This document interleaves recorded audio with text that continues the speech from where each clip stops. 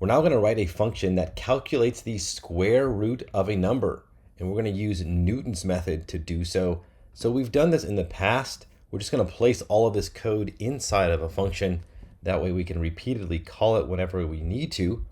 Okay, so with Newton's method, let's just go through it again one more time. We have some number we're trying to take the square root of, say in this case 520. We make an initial guess at the square root. It doesn't have to be very good. We have some maximum error that we will allow, and if the error is less than, in this case, 0.001, then we are happy and the loop will exit.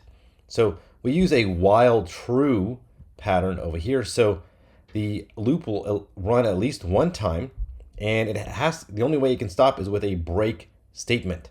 So the condition for the while loop is inside the body of the loop, not up here. This is just a trivial true, so it'll always, this condition will always be true, and so it'll always keep going until there is a break. All right, so the error is calculated as just the guess squared minus num, right? So that makes sense. We're trying to get the square root, and then we'll print out the guess and the error like this, and then we do our condition. If the absolute value of the error is less than max error, so in this case it's got to be very small, then we will break. Otherwise, we have to update our guess. So the update is, and this is what Newton figured out, is you take the error and you divide it by 2 times the guess.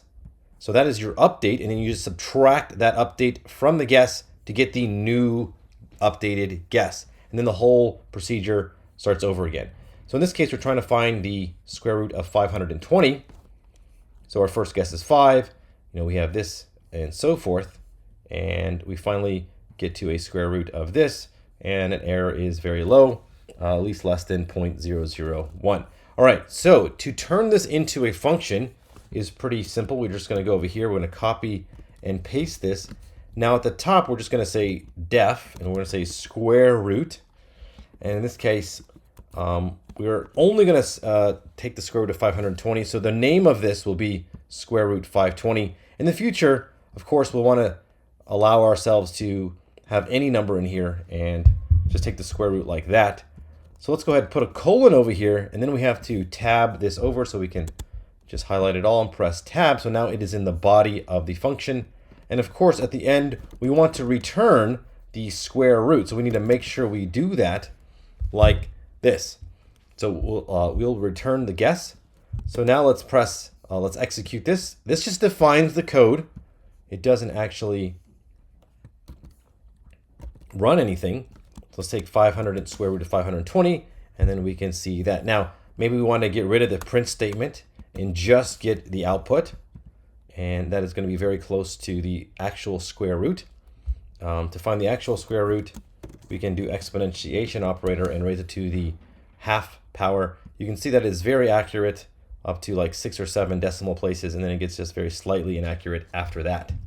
Okay, so that is how we can write a function, a little bit more complex function, and to calculate the square root. And in the future, we'll see how we can have inputs of num, guess, and max error in order to make this generalized to just more cases instead of just a single number, 520.